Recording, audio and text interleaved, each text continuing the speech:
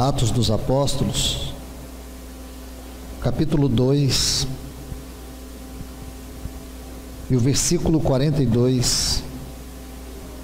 E perseveravam na doutrina dos apóstolos e na comunhão uns com os outros, no partir do pão e nas orações. Atos dos Apóstolos, capítulo 20, e o versículo 7. No primeiro dia da semana, estando os discípulos reunidos para partir o pão. Somente até aqui. Oremos. Amado Deus e Pai, bendito Senhor, nosso Deus e Salvador. Nesta manhã estamos aqui congregados debaixo do Teu santo nome. Pedimos a Ti que Teu Espírito Santo conduza esse tempo da Tua palavra e que nós possamos ser edificados como Teu povo, alimentados como as Tuas ovelhas, conduzidos como Teus filhos, cheios da Tua presença, como um santuário da Tua habitação. Nos ajuda, Senhor, nesta hora, a absorvermos a vida destas palavras. Nós te pedimos encarecidamente no nome de Jesus. Vem falar a nós, Senhor, em nome de Jesus. Amém. Meus amados, tendo em vista que logo após esta ministração nós teremos a mesa do Senhor, eu quero deixar com vocês uma palavra sobre este assunto tão importante, a mesa do Senhor. O que é a reunião da Santa Ceia, do partir do pão ou da mesa do Senhor, como geralmente nós ouvimos falar. Alguns chamam ceia, outros chamam partir do pão, outros chamam a mesa do Senhor, mas todas estas frases descrevem uma realidade espiritual. No primeiro texto que li, em Atos 2:42, nós vimos que no versículo 41 diz que eles receberam a palavra de Deus com muita alegria.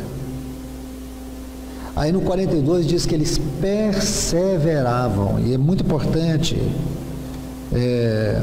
estudarmos o significado dessa palavra, perseveravam. Retorne aqui, por favor. Diz assim: perseveravam na doutrina dos apóstolos, na comunhão, no partir do pão e nas orações. Se você estudar esta palavra perseveravam no livro de Atos, ela ocorre 6 vezes. 6 vezes.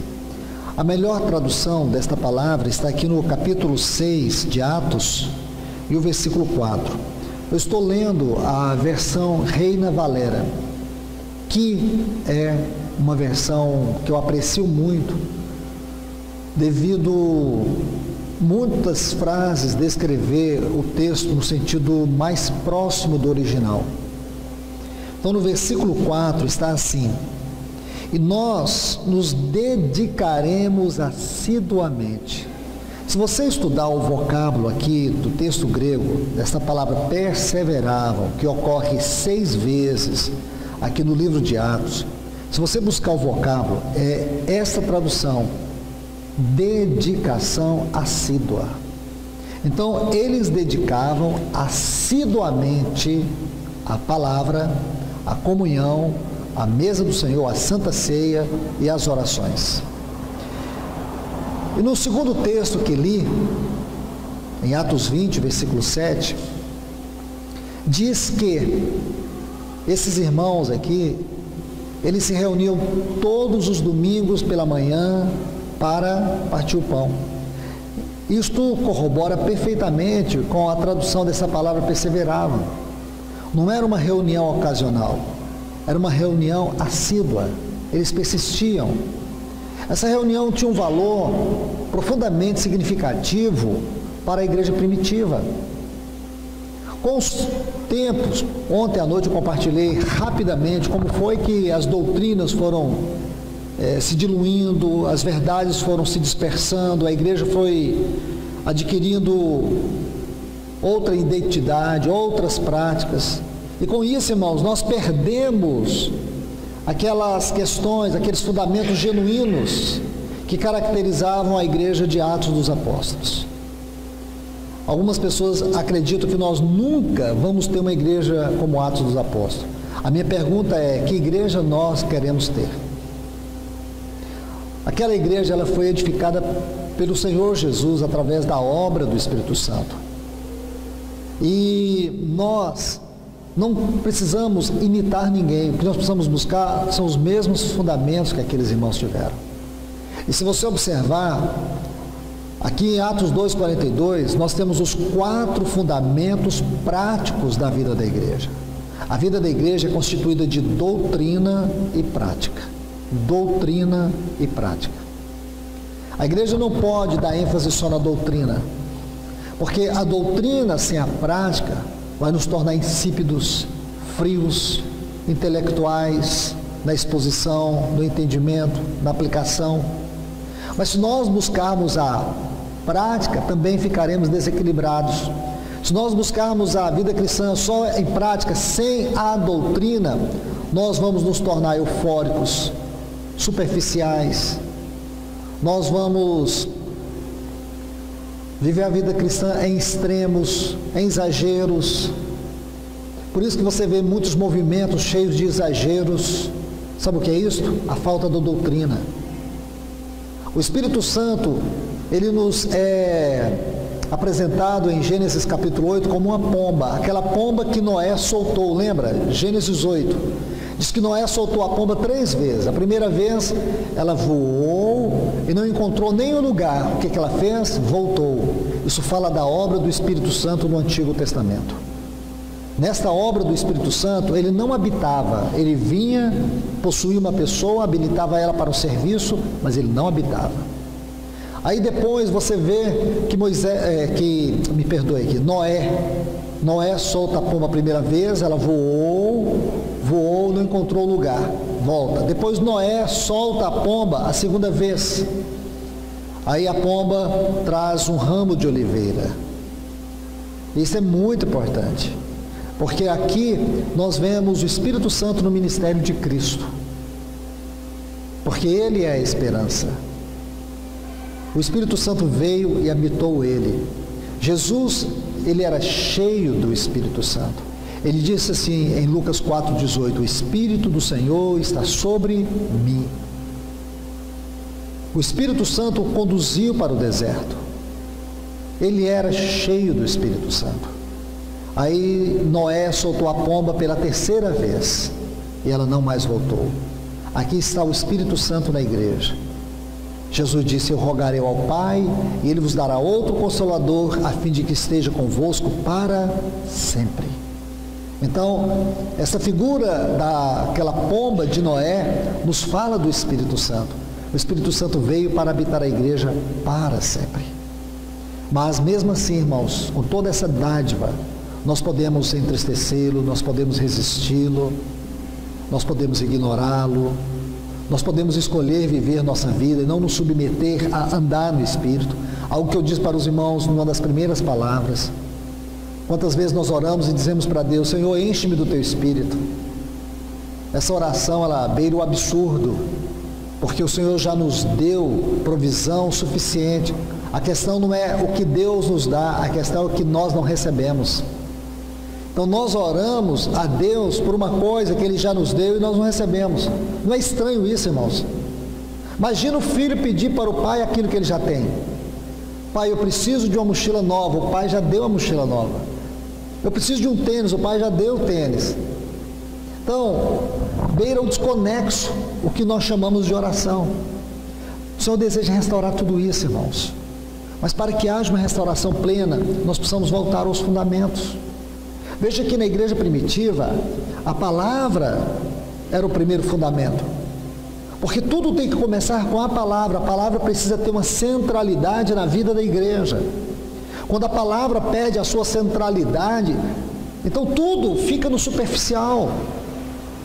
Uma das maiores necessidades que a igreja tem é do ministério da palavra, não é ter palavras. Porque ter palavras, irmãos, vocês podem ter. Mas eu falo de palavra de vida, palavra que é revelada, palavra que nos quebranta, palavra que nos constrange, palavra que nos leva ao arrependimento, palavra que nos convence, palavra que cura, palavra que restaura, palavra que entra dentro do nosso casamento, palavra que entra dentro do nosso coração, que perscruta, que penetra. É isso que nós precisamos. Nós não podemos ter um ministério na igreja local, no tocante à palavra, que seja superficial. A necessidade é de que haja o ministério do Espírito. Você viu aqui no capítulo 6, no texto que lemos, aqui de Atos 6:4, e nós nos dedicaremos à palavra e à oração. Não existe ministério da palavra sem oração, irmãos. Sabe como que você consegue ter a revelação profunda da palavra? Não é lendo livros e nem frequentando seminários. Sabe aonde você vai ter o ministério da palavra? Numa vida de intimidade e oração com Deus. E por que que as pessoas hoje têm tanta dificuldade com a palavra? Porque primeiramente elas têm dificuldade com a oração. Eu não falo de orar por orar. Eu falo da oração relacionamento. Não é a oração que ela só existe na nossa vida por causa das nossas necessidades. Nós só buscamos a oração porque nós temos problema. Nós só oramos porque devemos pedir coisas para Deus. Eu não falo desse tipo de oração. Eu falo da oração comunhão, da oração relacionamento. Não é da oração monólogo, é daquela oração que é um diálogo. É aquela oração que você tem a certeza que você não apenas está falando, você está ouvindo. E Deus também te ouve. Esta é a oração comunhão. É dessa oração que nós precisamos. Então aqui você vê que eles dedicavam a oração e a palavra. Eu lembro da história de alguns irmãos, vou citar um, Theophilus Sparks, um dos homens que eu aprecio tanto o encargo que o Senhor deu a ele no passado. Um irmão piedoso, um irmão cuja mensagem era cristocêntrica. O irmão Theophilus Sparks, às vezes ele entrava no quarto e ele dizia que ninguém o perturbasse enquanto Deus não falasse com ele a sua palavra. Ele dedicava horas e horas, às vezes a noite toda, para poder receber a palavra e assim proclamar. Nós necessitamos disso, irmãos, e é com urgência. Senão nunca teremos um ministério eficaz. Senão nós vamos ficar lendo ou pregando o que a gente ouve. Vamos ficar como que papagaios. Nós vamos ficar ouvindo o que os outros pregam na internet para a gente poder pregar para o povo de Deus. Ou então ficar copiando mensagens de livros. Isso é o cúmulo do pináculo da pobreza espiritual. Mensagens devem surgir e fluir da nossa comunhão com Deus e com a sua palavra. Isso envolve horas, isso envolve tempo, isso envolve relacionamento, isso envolve fé. Então você vê que a igreja primitiva, ela tinha em primeiro lugar a palavra, o ministério da palavra, doutrina dos apóstolos. E os apóstolos, eles deram continuidade ao ministério de Jesus. E como que eram as mensagens dos apóstolos? Como que eles pregaram? Você faz ideia como que eram as primeiras mensagens? Um exemplo que eu te dou é você ver a mensagem de Pedro no capítulo 2, capítulo 3 de Atos. Veja a mensagem de Estevão no capítulo 7 de Atos. Se você estudar com clareza, gastando tempo, você vai ver, primeiro, simplicidade. Segundo, profundidade. Terceiro, cristocentridade. Esses três fundamentos vocês vão encontrar ali. Uma mensagem estritamente bíblica, sem rodeios, pegando as coisas do Antigo Testamento, aplicando no Novo Testamento, mostrando a grandeza da pessoa e obra de Cristo. Estas são as mensagens que nós encontramos, irmãos. O que é diferente dos nossos dias, que as mensagens são recheadas de piadinhas. E o povo, quando você pergunta, como que foi a mensagem? Ah, é muito engraçado, irmão. Gostei muito, muito bom mesmo. A gente riu bastante, foi muito maravilhoso. Como assim, irmãos? Como que era a mensagem de Jesus? Deixa eu dizer para vocês como era a mensagem de Jesus. Vem comigo aqui em Mateus capítulo 7. Deixa eu te mostrar como que as pessoas ficavam quando Jesus pregava. Mateus capítulo 7, versículo 28. Veja que esse versículo que eu vou ler é a conclusão daquilo que nós conhecemos como Sermão do Monte. Desde o capítulo 5 de Mateus, nosso Senhor está proferindo uma grande e extraordinária mensagem. E ele vem sobre vários tópicos, vários temas. E quando ele está concluindo, observe as palavras finais aqui descritas por Mateus.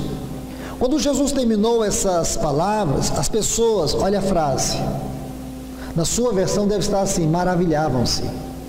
Deve estar assim na sua versão. Essa palavra precisa ser traduzida, irmãos. A tradução melhor é esta: recolhiam-se atônitas de sua doutrina. Está vendo aí? A ideia que nós temos de maravilhava-se é que quando Jesus terminou de pregar, as pessoas olhavam para as outras assim, sorridentes, e diziam: nossa, que coisa linda, que coisa maravilhosa. Nada disso. Tira isso aí de lado.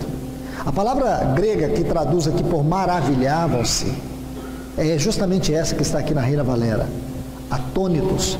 Mas a tradução é mais chocante ainda. A tradução dessa palavra vem de um vocábulo que quer dizer arrancar algo com uma pancada. Sabe quando tem uma coisa ali travada e você tem que colocar uma cunha, pegar a marreta e mandar com toda a força para que aquela coisa arranque? É justamente isso. O que elas sentiam era como se tivessem recebido uma grande pancada. Isso é algo extraordinário, irmãos. Veja aqui em Marcos capítulo 1, vou pegar mais um texto, são vários, mas eu não vou gastar tempo com isso. Eu quero passar rapidamente sobre esses 4 fundamentos até que nós cheguemos na mesa do Senhor. Marcos capítulo 1, versículo 22 e 27, diz assim, Marcos 1, 22, admiravam-se de seus ensinos,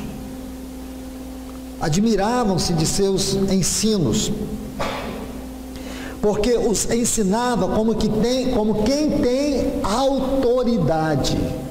Agora olha o versículo 27, e todos ficaram, olha novamente a palavra, atônitos, não é maravilhados.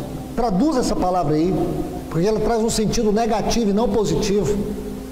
Eles não ficavam como uma torcida de futebol, de esporte qualquer quando Jesus pregava. Quando Jesus terminava de pregar, as pessoas perdiam até o rumo de casa. As pessoas não tinham nem palavras, elas ficavam chocadas. E é isso, irmãos, que o Senhor deseja restaurar na sua igreja no que concerne ao ministério da palavra.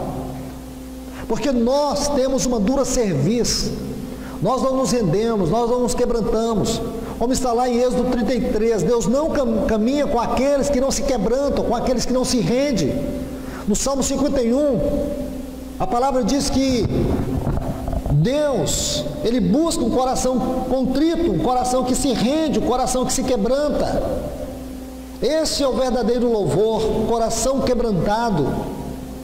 Estevão fala a mesma coisa: povo de dura cerviz, até quando resistis ao Espírito Santo, lá em Atos 7. Então isso é sério, irmãos, sério demais. É essa necessidade de que se resgate o ministério da palavra, o ministério que tem vida, o ministério que dê continuidade àquilo que Cristo pregou.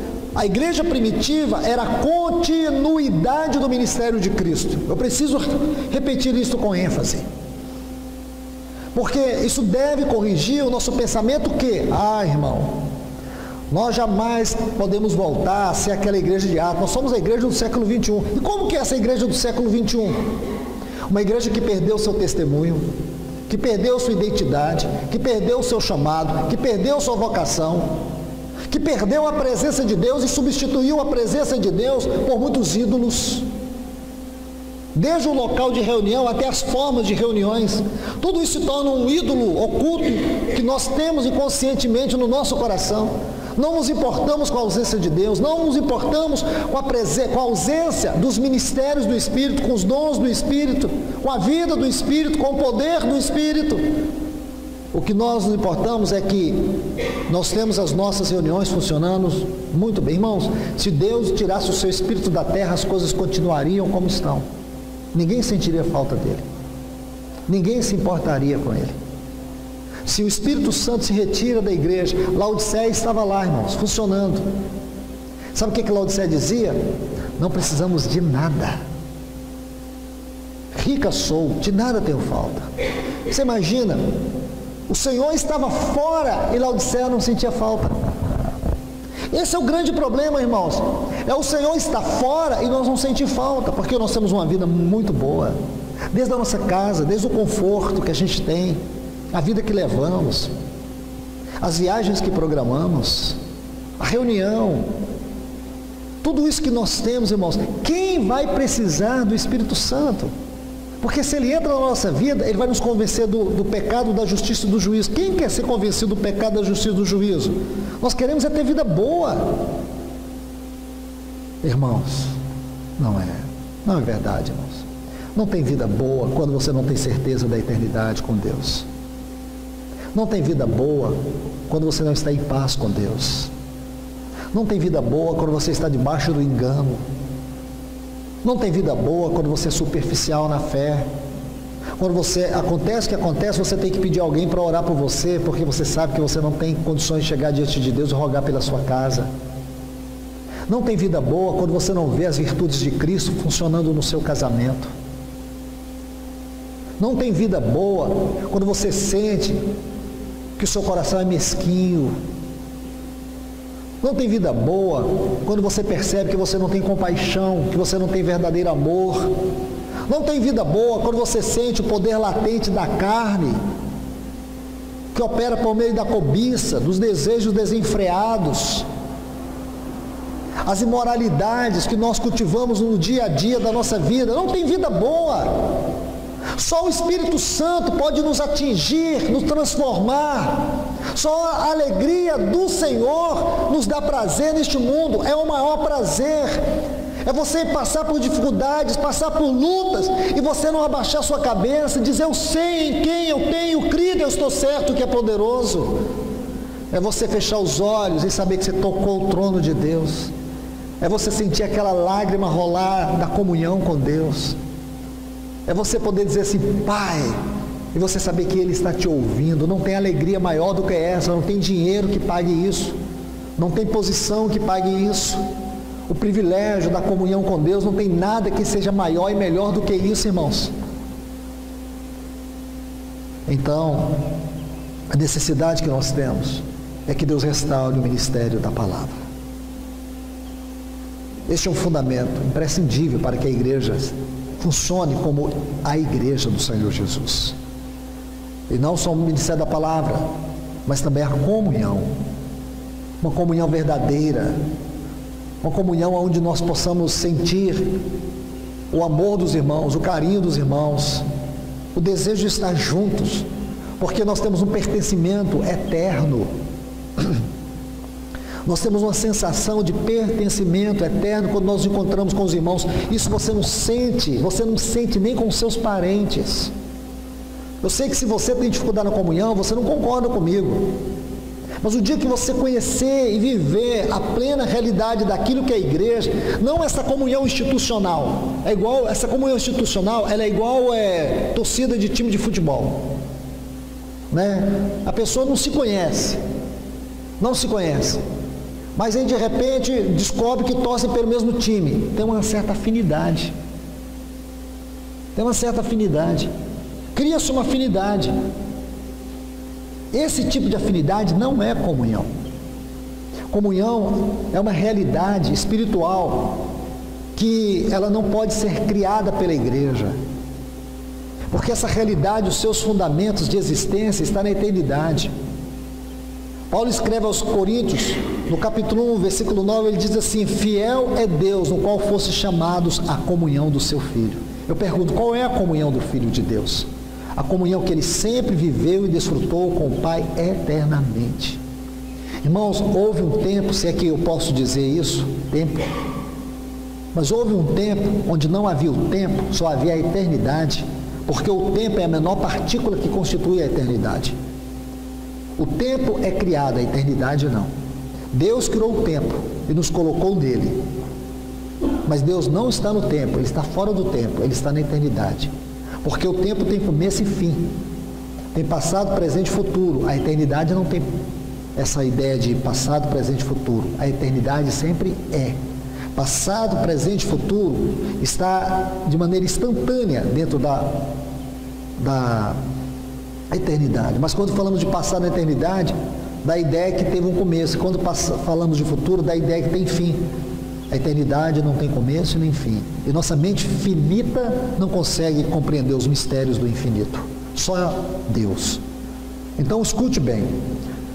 Nesse tempo da eternidade, nessa eternidade passada, melhor assim, o Pai, o Filho e o Espírito, eles viviam em uma eterna relação de comunhão. Uma comunhão. Deus como um grande tabernáculo habitado eternamente pelo seu Filho e pelo seu Espírito.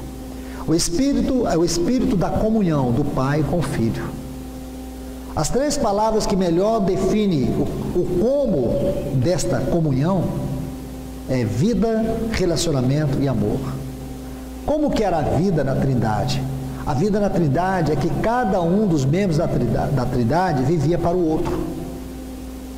Cada um não vivia para si, vivia para o outro. Que coisa linda, irmãos.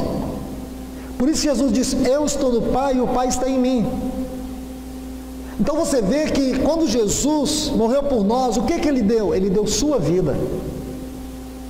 E a gente pensa que Ele deu a sua vida só no sentido de nos resgatar do inferno. E não, irmãos, não foi com o propósito de nos resgatar do inferno e nem de nos perdoar. Esses foram os primeiros itens. Ele nos deu sua vida para que nós participemos dele eternamente. Para que nós o desfrutemos eternamente. Olha o que diz Gálatas 2:20. Não sou eu quem vive, Cristo vive em mim. Para mim o viver é Cristo, é desfrute. Realidade é comunhão. Então agora, João 1,14 diz que o Verbo se fez carne e habitou. Essa palavra habitou, a tradução dela vem de um vocábulo skeno, que significa tabernáculo. Agora aquele grande templo desce para a terra e ele vem e arma essa tenda entre nós. Ele vem tabernacular conosco. Que lindo é isso, irmãos, comunhão. E é esta comunhão que ele espera de nós. É uma obra profunda, que envolve mutualidade, que envolve ser suporte para os irmãos. Quando Paulo escreve aos Efésios, no capítulo 4, ordenando os irmãos que suporteis uns aos outros, nós temos uma tendência negativa de entendermos isso de maneira errada. A gente acha que suportar aqui é tolerar. Não tem nada a ver, irmãos. Ali a palavra é suporte, é ficar embaixo mesmo. Quando o seu irmão não conseguir caminhar, quando você vê deficiências no seu irmão, não é para criticar, não é para julgar. Quando você vê que aquele irmão é insuportável, seja um suporte para ele. Entende? Suporte ele, sustente ele, cuide dele, guarde ele. Então esse assunto é tão lindo, irmãos. Esse é um dos assuntos mais contundentes na linguagem do Novo Testamento, comunhão, a comunhão da igreja. Tem um livro, irmãos, que ele foi escrito do começo ao fim para abordar esse assunto, embora ele tenha apenas um capítulo, mas é impossível você esgotá-lo numa reunião. Precisaríamos de muitas e muitas reuniões para estudar esse livro, o seu conteúdo, o seu caráter, sua revelação. Filemon. Sabe o que significa Filemon? Beijar a face do outro. Você lembra da história de Filemon? Uma história linda, irmãos. A história de um ladrão. Um ladrão que roubou o seu senhor e que por algum motivo foi preso em Roma. E agora não é coincidência, é cristoincidência. Ele está na mesma prisão que Paulo. E ali ele converte e passa a servir Paulo na prisão.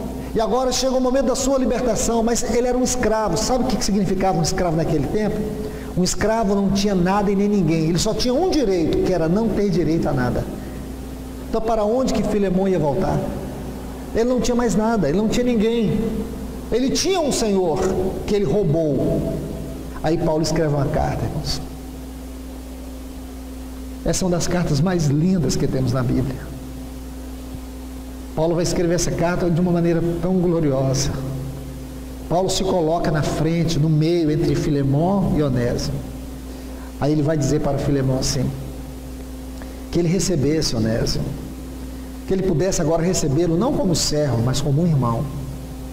Ele disse: se ele ficou te devendo alguma coisa, eu te pagarei tudo. Recebe ele como se você recebesse a mim mesmo. Irmãos, cada vez que você lembra dessas palavras de Paulo nessa carta, não tem como você não ficar com o coração esmagado, porque esse deve ser o amor e o cuidado que nós temos que ter com cada irmão. Todas as vezes que você tiver dificuldade com algum irmão, leia Filemon, coloque aquele irmão e veja onde você se coloca naquela carta. O Espírito Santo não colocou essa carta de maneira aleatória.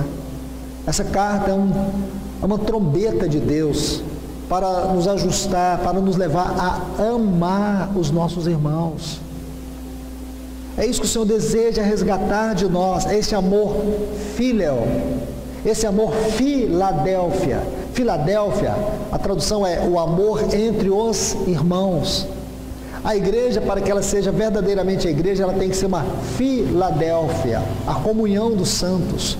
É esta comunhão que nós somos chamados, a comunhão dos filhos de Deus. E olha, irmãos, que nós somos tão problemáticos, nós somos tão divididos.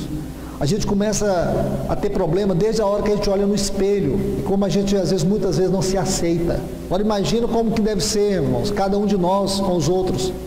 Nós temos problemas relacionais, temos problemas de relacionamentos, temos problema conosco, como eu acabei de dizer. Se não é o Espírito Santo, irmãos, se não é Ele edificando a igreja com a sua vida e com o seu poder, nos quebrantando, nos humilhando, nos levando a amar os irmãos de uma maneira tão profunda, porque é com esse amor que nós entraremos na eternidade, teremos uns pelos outros eternamente. Os amigos e os parentes podem ir conosco até a sepultura, a igreja não, irmãos. A igreja estará conosco por toda a eternidade. Amém? Então esse era outro fundamento. E agora vamos para o terceiro, e aqui eu quero me deter mais. A mesa do Senhor. Na igreja primitiva, o assunto mesa do Senhor era um assunto prioritário. Eles perseveravam, dedicavam assiduamente à mesa do Senhor. Não era um ritual. Comer do pão, beber do cálice não era ritual, irmãos. Deixe-me colocar uns textos aqui para vocês, que se encontram em 1 Coríntios, o capítulo 11, especialmente aqueles que as pessoas mais têm dificuldade com eles. Os versículos 27 a 33. Então, primeiro Paulo diz: porque eu recebi do Senhor, que também vos entreguei, que o Senhor Jesus, na noite que foi traído, tomou o pão e, tendo dado graça, partiu e disse: isto é o meu corpo que foi dado por vós, fazei isto em memória de mim. Semelhantemente, depois de cear, tomou o cálice, dizendo: este cálice é a nova aliança no meu sangue, fazei isso todas as vezes que bebeis em memória de mim. Então, essa é a primeira parte. Agora vamos para essa segunda parte. De maneira que qualquer um que comer este pão ou beber o cálice do Senhor indignamente será culpado do corpo e do sangue do Senhor. Portanto, examine cada um a si mesmo, e então coma do pão e beba do cálice. Porque o que come e bebe indignamente, sem discernir o corpo do Senhor, come e bebe o próprio juízo. Por isso há muitos enfermos e fracos entre vós, e muitos que dormem. Se, pois, examinássemos a nós mesmos, não seríamos julgados, mas quando julgados, somos corrigidos pelo Senhor, para que não sejamos condenados com o mundo. Portanto, irmãos meus, quando vos reunirdes para comer, esperai uns pelos outros. Vamos colocar esses textos de maneira bem clara e simples para todos vocês, para todos nós entendermos. Primeiro, irmãos, do versículo 27, o que significa comer o cálice do Senhor indignamente? Ele diz: quem come de maneira indigna é culpado do corpo e do sangue do Senhor. Aí o versículo seguinte diz assim: portanto, examine-se cada um a si mesmo. Aqui que está o problema, irmãos, porque temos desprezado a mesa do Senhor. Porque a gente acha que quem deve comer da mesa do Senhor são pessoas que não têm pecados. Irmãos, quem aqui não tem cometido alguma falha, algum pecado? Todos nós, irmãos. Nós temos uma dificuldade de entender, irmãos, que nós somos filhos de Deus. Eu sei que isso não deve de maneira alguma banalizar a salvação, o novo nascimento, a regeneração, o perdão dos pecados, a nossa justificação, de forma nenhuma. Mas uma coisa que nós precisamos entender, isso é glorioso, eu não tenho tempo para falar sobre isso. Mas estude sobre a novilha vermelha que um dia Deus mandou Moisés dizer para Eliezer, filho de Arão, que ele sacrificasse uma novilha vermelha. E aí Eliezer fez aquilo. Por quê? O sumo sacerdote era Arão e não Eliezer. Mas Eliezer foi o futuro sumo sacerdote. Ele sucedeu Arão.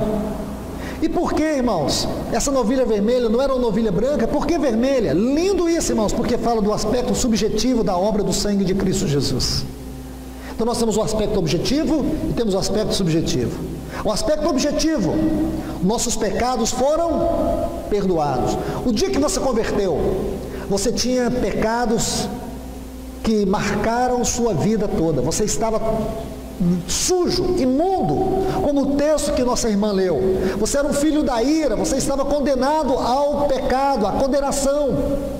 Efésios 2, 1 a 3, mortos em delitos e pecados, nos quais andávamos outrora, segundo o curso deste mundo, segundo o Espírito que atua nos filhos da desobediência. Éramos por natureza filhos da ira. Foi assim que todos nós chegamos. Mas o dia que o Evangelho da salvação entrou em você, produziu a fé. A fé não é nossa, ela é um dom de Deus, ela vem por meio do Evangelho. E quando você teve a fé e você recebeu Jesus, a graça te inundou. Graça é Deus dar a nós aquilo que não merecemos. Mas Deus, sendo rico em misericórdia, misericórdia é Deus não dá. Graça é Deus dá o que não merecemos. Misericórdia, Ele não dá o que nós merecíamos. O que nós merecíamos, irmãos, como filhos da ira, o inferno. O que nós merecíamos por causa dos nossos delitos e pecados, condenados eternamente. E o que a misericórdia fez? A misericórdia fez com que Deus não desse a nós o que nós merecíamos. Sabe o que Ele nos fez, irmãos? Ele não nos fez pessoas perdoadas.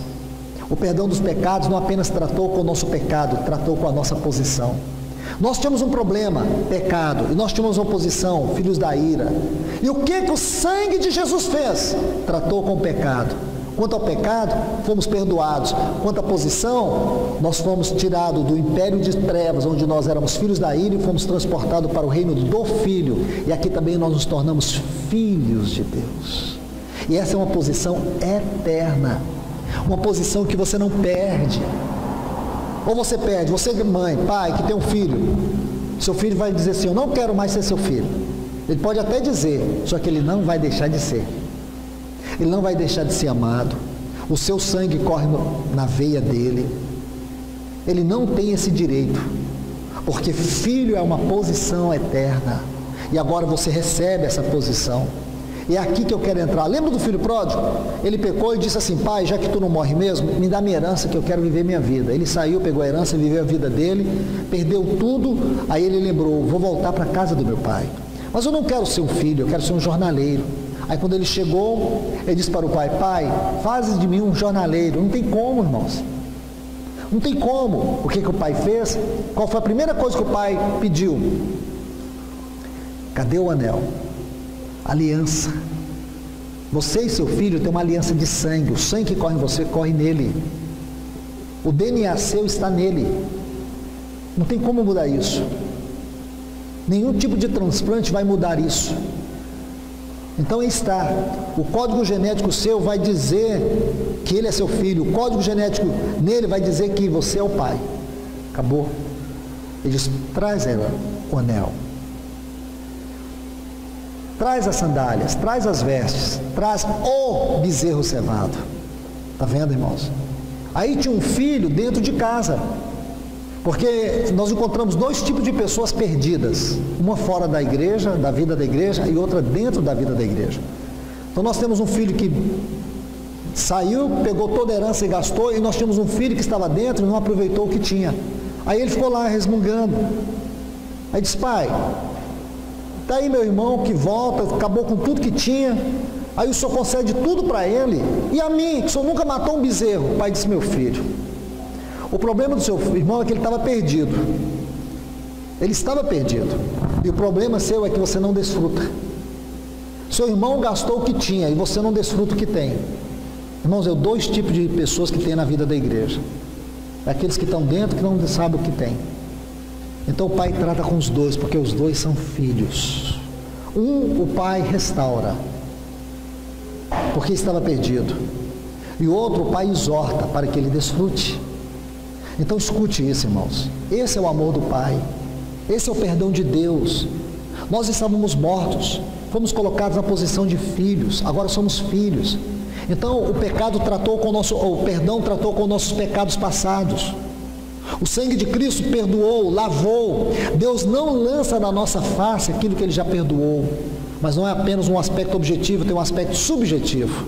Deus sabe que ainda podemos pecar. Deus sabe que essa carne não converte, essa natureza não converte, ela é adâmica.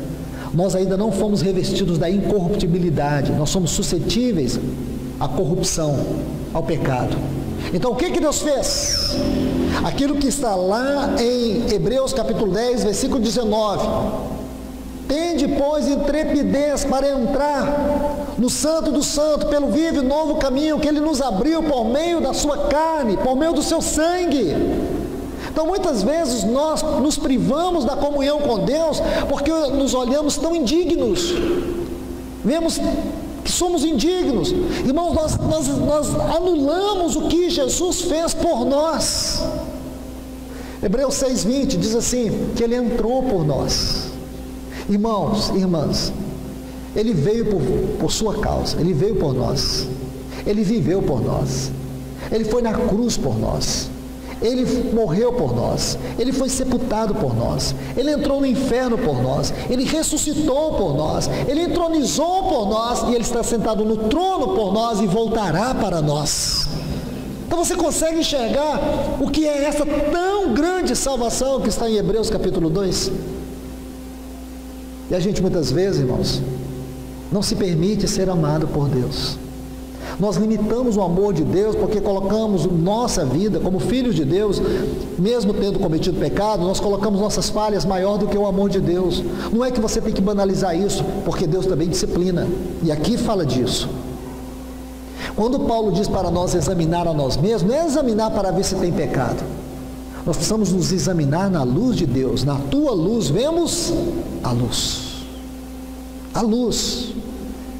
E outra, a questão aqui é comer indignamente a mesa do Senhor. Como é comer indignamente? Eu vou dar os textos para vocês daqui a pouco. Mas primeiro quero tocar esse ponto com mais detalhes. Como nós podemos comer indignamente? O que significa examinar a nós mesmos? Será que é examinar para eu me conhecer? Isso é introspecção. A Bíblia condena a introspecção. Isso é coisa de psicologia. Não estou aqui desprezando a psicologia, mas estou dizendo que isso é psicologia, não é teologia. Quando você fica fazendo introspecção, olhando, a tendência é você cair no ostracismo. A tendência é você começar a despertar aquele velho homem, a baixa estima e tantas coisas inerentes à nossa carne. Nós precisamos nos examinar na luz do Senhor e comer o pão dignamente, não indignamente. E quando é que nós comemos indignamente? Quando nós desconhecemos o verdadeiro significado da obra da cruz.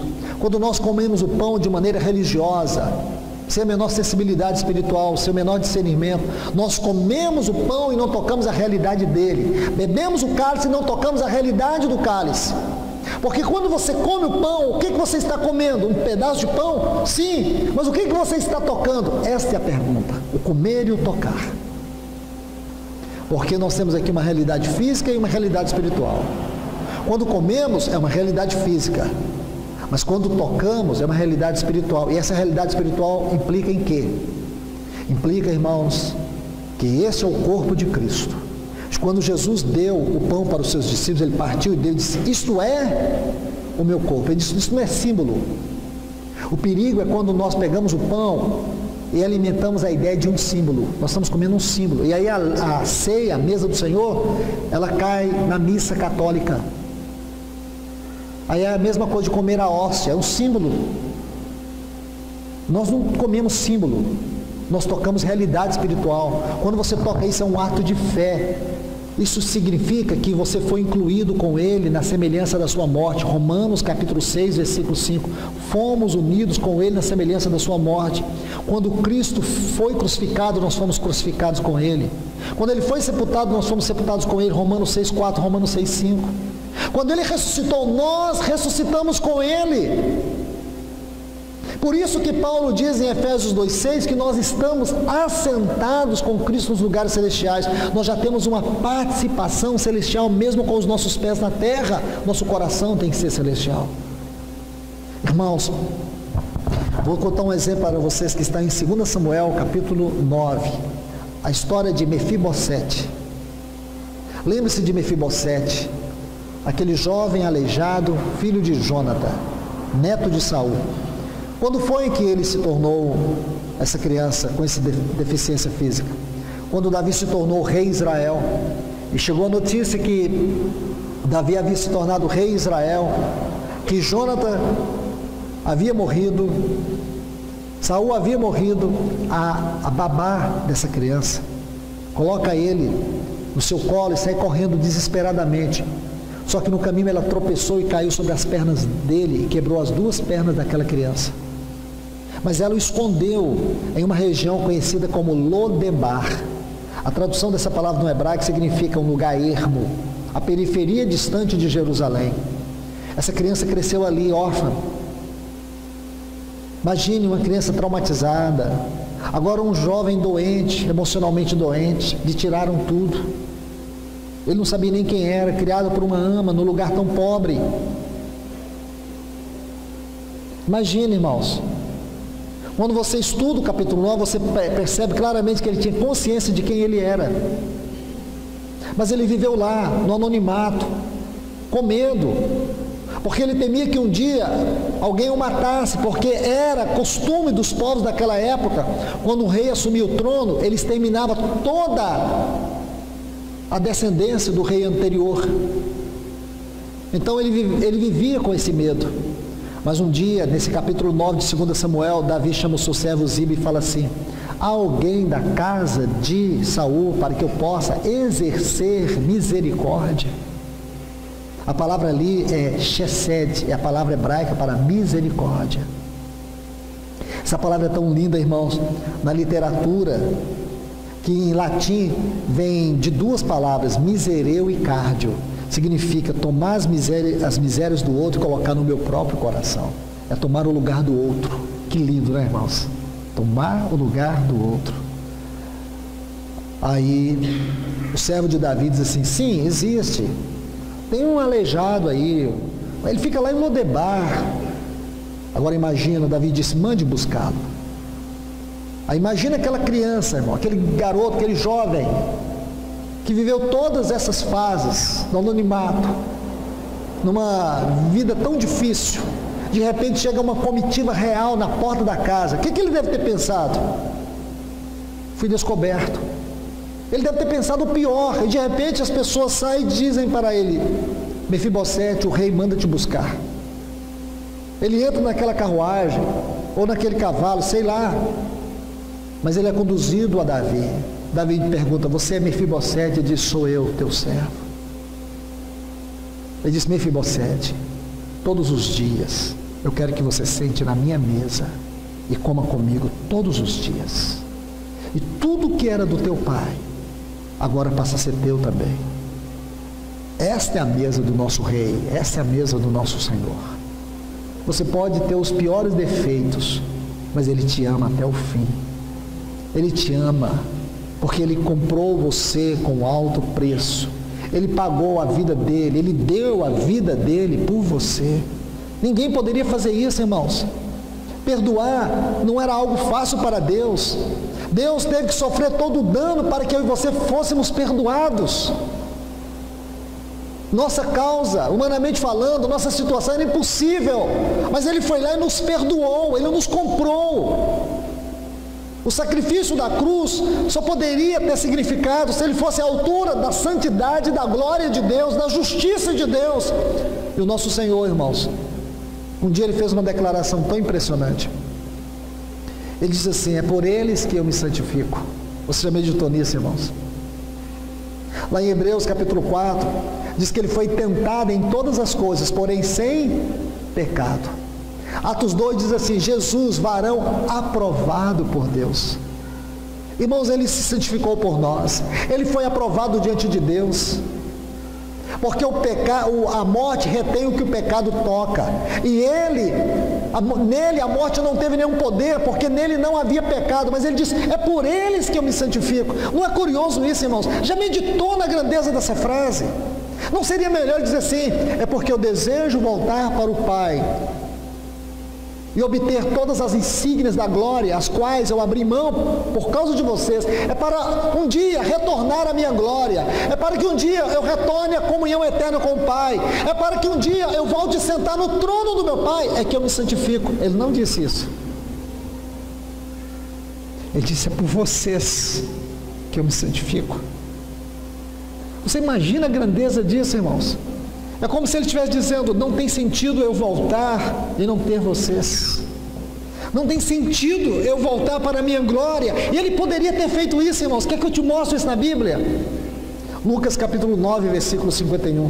Se esse texto não diz exatamente o que eu vou te dizer, então tem uma coisa errada, irmãos, na leitura. Lucas 9, 51 diz assim: chegou o tempo do Senhor Jesus ascender aos céus. Aqui, irmãos, é o Monte Hermon. Ele havia completado 3 anos do seu ministério. Chegou o tempo, olha aí, chegou o tempo do Senhor Jesus ascender aos céus. Está vendo aí? Aí tem um porém. Eu amo os poréns da Bíblia. Porém, havia no seu semblante uma intrépida resolução de ir para Jerusalém. Isso é impressionante, irmãos, porque ele poderia ascender dali mesmo, ele poderia ascender aos céus. Dali mesmo ele podia entrar na glória e nos deixar aqui, irmãos. Quem quer um povo obstinado, um povo que ama pecado, um povo que não se entrega, que não anela pela volta do Senhor? Só Ele, irmãos, só Ele poderia nos amar assim. Apesar de nós, filhos da ira, apesar de nós, mergulhados num caudal de pecado, só Ele para nos amar assim, irmãos. Mas olha o que Lucas diz: havia no seu semblante uma intrépida resolução de ir para Jerusalém. Quando eu fui estudar em Jerusalém, irmãos, as pegadas do Senhor, esse foi o caminho que eu mais fiquei impressionado. Ele gastou 6 meses, quando ele desceu do Hermon. Ele caminhou ali por toda uma região árida, voltando para Jerusalém. 6 meses. Lucas, ele vai dizer 7 vezes. Se você ler a partir do capítulo 13, você vai ver 7 vezes Lucas dizer que ele estava a caminho de Jerusalém, a caminho de Jerusalém. Oh, irmãos, esse é o amor do nosso Senhor. Então o que significa comer da sua carne? Significa que tudo isso tem que estar na nossa mente. Nós não comemos um defunto, nós não comemos um ritual, nós tocamos uma realidade viva quando temos o privilégio de comer deste pão, quando temos o privilégio de beber desse cálice. É deste Senhor que nós comemos, é este amor que nós desfrutamos, é isto que essa mesa fala. Por essa razão ela era tão importante para os irmãos primitivos, porque sempre levavam eles de volta para entender a crucificação do Senhor. Algo que nós perdemos de vista, irmãos. Uma das mais tristes realidades da condição da igreja é que ela perdeu de vista a crucificação. Se você estudar a crucificação, irmãos, eu vou te indicar um livro que pode te ajudar. Um livro escrito pelo Frederic Zugibe. Ele foi diretor do Instituto Médico Legal de Nova York. Ele gastou 40 anos para escrever esse livro. Embora é um livro com linguagem totalmente secular, mas ele vai te ajudar se você estudar a Bíblia e tiver a visão da Bíblia. Você vai entender o que é a crucificação do Senhor, e você vai entender a mesa do Senhor, o valor desta mesa. Então, quando você estuda só a Bíblia, pegando Marcos capítulo 4, Lucas capítulo 22, você pegando os textos que tratam da crucificação, você vai ficar esmagado. Se você tiver alguma ferramenta que te ajude a ver o texto original, você vai ficar mais esmagado ainda. Você vai ver que ele foi julgado 6 vezes numa noite. Já viu isso, irmãos? Numa noite, eles deram a sentença para ele. Não tinha pecado, eles forjaram testemunhas falsas. 6 julgamentos numa noite para condená-lo. Para condená-lo. Esse foi o dia mais negro da jurisprudência da advocacia. Nosso Senhor foi ali. Mas quando você olha os relatos, Marcos capítulo 4, diz que quando ele orava por nós, aquela oração que Lucas descreve com mais detalhe, onde ele fala da hematidrose, quando o sangue dele transforma-se em gotas de sangue, Frederico Zugibe vai falar isso do ponto de vista da medicina, e Lucas, que era um médico, tratou também do ponto de vista da medicina. Isso é extremamente curioso e também glorioso. Mas é curioso, irmãos, quando Marcos diz que quando ele estava ali no Getsemane, e ele fazia aquela oração: Pai, passa de mim esse cálice sem que eu beba. E Marcos diz que ele caía. A palavra caía ali significa que suas forças naquele momento se esgotavam de tal maneira, é como se ele desabasse no chão. Por isso que o semblante dele foi ficando todo enlameado. Pedro ficou tão chocado quando ele viu aquela lama misturada com sangue. E eles haviam batido no rosto deles, bofeteado o rosto dele, colocaram uma coroa de espinho, batia, e aqueles espinhos perfuraram a sua fronte. Frederico Zugibe, quando ele analisa isso, ele diz que ali, aqueles espinhos perfuraram o nervo trigêmeo da sua face. Quando esse nervo, ele passa por um processo de infecção, é a dor mais absurda que o corpo humano pode suportar. Então, as dores que o nosso Senhor sentia eram dores lacinantes. Quando levaram ele para ser açoitado, geralmente a maioria dos presos morriam ali, porque era um chicote chamado de flagelo.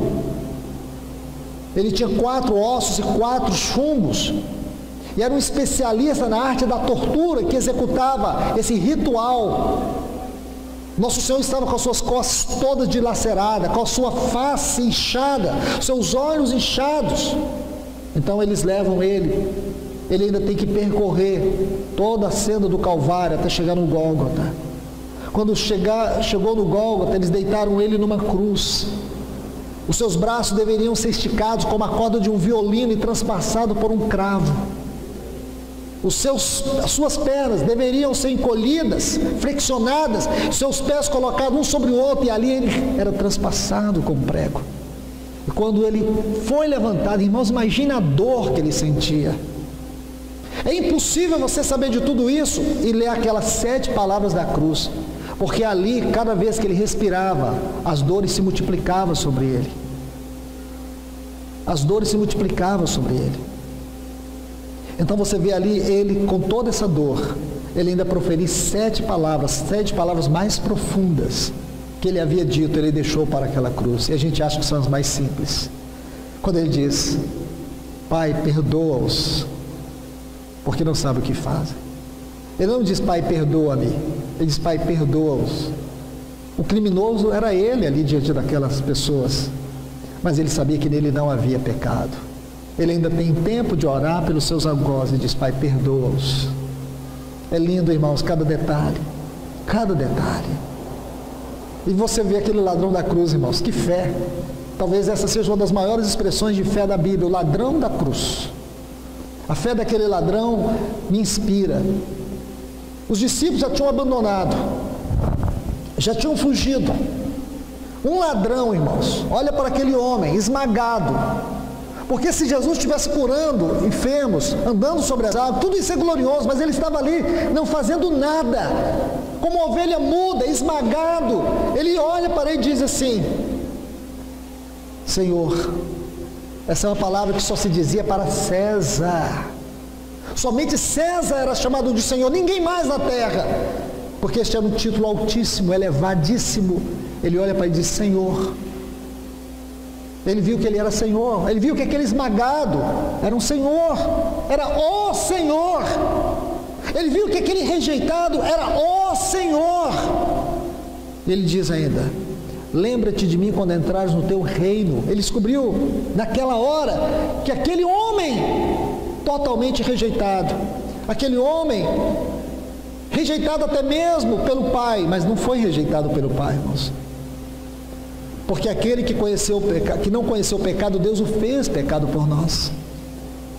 Essa parte da sua oração, Deus meu, por que me desamparaste, é uma das partes mais lindas da cruz. Então ele olha e vê que aquele homem tinha um reino. Irmãos, quem é que pode crer num Salvador assim? O ladrão da cruz, uma das maiores expressões de fé que existe na Bíblia. Ele diz, lembra-te de mim. Então aqui ele viu uma outra característica dele, não que ele é apenas Senhor, que ele é rei, mas também que ele não ia morrer. Ele diz, lembra-te de mim quando entrares no teu reino. Que linda oração, irmãos. É desta graça que nós comemos, é deste sangue que nós bebemos. Nós temos que ter uma fé, como a fé desse ladrão da cruz, porque nós não vemos agora como o ladrão viu, nós o vemos em nosso espírito, movido pelo Espírito Santo, a face daquele que morreu, ressuscitou e está entronizado e voltará para nos buscar. Essa é a face que o Espírito Santo desenha para nós. Não há momento melhor para contemplar essa face do que quando nós estamos na mesa do Senhor. Mas irmãos, esse assunto é extremamente glorioso, mas eu preciso mostrar algo para vocês sobre comer e beber indignamente, e aqui nós vamos terminar. Volte comigo aqui no capítulo 10 do livro de 1 Coríntios. Veja o que Paulo diz aqui, nós precisamos captar a força de cada palavra. Ele diz assim, irmãos, 1 Coríntios 10, não quero que ignoreis que nossos pais estiveram todos debaixo da nuvem e todos passaram pelo mar. E todos, seguindo a Moisés, foram batizados, a palavra que é mergulhados, tanto na nuvem como no mar. Agora veja bem, todos comeram o mesmo alimento espiritual. E todos beberam, lembre, comer e beber, indignamente, a mesma bebida espiritual, porque todos bebiam da rocha espiritual que o seguia, e a rocha era Cristo. Então era curioso esse texto, irmãos.